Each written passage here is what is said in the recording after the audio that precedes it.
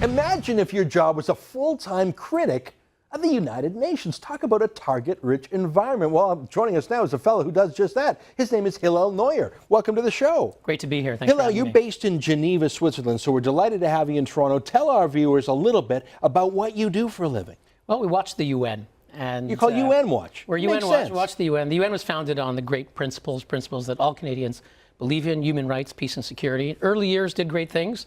Today, many UN bodies, not all, many UN bodies have become hijacked. One of them is the human rights system, which was founded by Eleanor Roosevelt, people like René Cassin, French legal philosopher, Canadian law professor from McGill, whom I knew, John Humphrey. These were the founders of the UN. Today, many of the leading officials of the human rights system are people who endorsed Colonel Gaddafi, who are apologists for terrorist groups.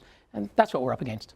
So give me a day in the life of Hillel Neuer. You wake up at the, I guess these diplomats get up at the crack of 10. You're probably up earlier than them. What do you do in a typical day? Well, you know, last week as an example, the Human Rights Council, which is the highest human rights body of the UN, is now in session. I was there last week where someone appeared for the first time as a newly appointed official.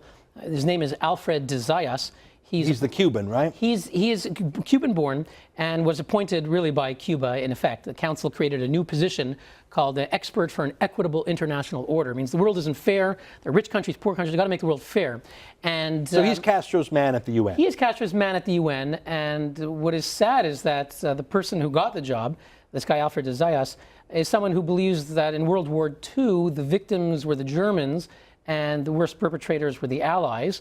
He also believes... Like, that's a whole new level of trutherism. I heard people with conspiracy theories, oh, 9/11, America was on the inside. So this guy actually thinks the wrong guys won in World War II. That's right. He also believes under the UN Charter, Iran has a right to nuclear energy. He believes that in the West, in Canada, in the US, in Europe, we are inciting against Iran by talking about their massive human rights violations and their illegal pursuit of nuclear weapons. So this guy is part of the UN human rights apparatus. He's one of their top human rights officials, just appointed last week, and I appeared in front of him. And what happened then? What did you say, and what did he say? I called him out. I said, sir, you're here at the United Nations. It was founded as the anti-Hitler coalition.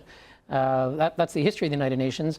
And yet you say the Nuremberg tribunals have hardly any legitimacy because they prosecuted Nazis, but didn't prosecute the Allies. And I went on to quote from other... He thinks that Allies should have been tried for war crimes in World War II. That's right. This is crazy. I mean, this isn't just, okay, we can agree to disagree. This is a guy who lives on a different planet. This is a moral inversion. Is this normal at the UN? Is this what counts as... Unfortunately, this happens very often. And give me more examples. Tell me what Iran's up to. The guy that he replaced, well, I just want to tell you the guy he replaced, who we fought to prevent from getting reelected to the UN, is a guy named Jean Ziegler, who helped create the Muammar Gaddafi Human Rights Prize. Oh, the prize, you know, of course.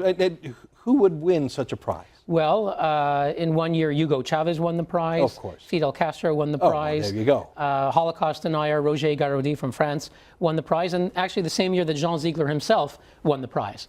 So, I mean, you couldn't make this stuff up. Oh, my God. So now what are you doing in Toronto? So I'm in Toronto giving a lecture this evening at the University of Toronto, and today spoke at York, and trying to tell students about the history of the UN and where we are now and how we can make things right.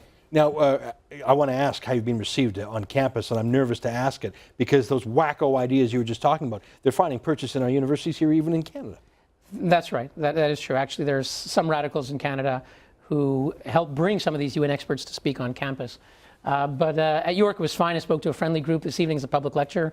We'll see how that goes. What time is that tonight? It's 7 p.m. at University of Toronto. All right, for folks in Toronto, they can go see that if they're catching this on the early edition.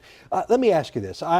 You listen to some critics in the Republican Party, some pundits. I would agree with this, that the UN perhaps has outlived its usefulness, and perhaps we should have a new group, an alliance of democracies where we don't have to give the Hugo Chavez's and the Castros a vote. We can just do business with like-minded democracies. Does it make sense to pull out of these rotten Frankenstein monsters like the Human Rights Commission and move into a place where everyone shares common values?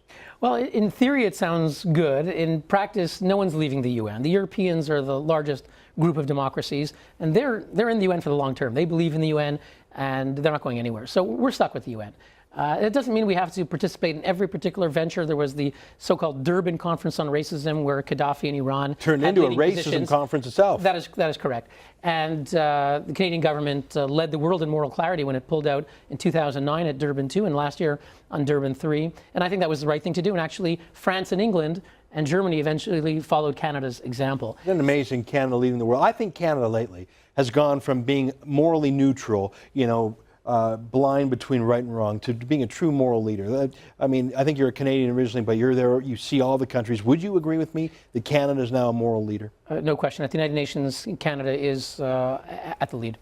That's outstanding. Hillel Neuer, thanks for being here.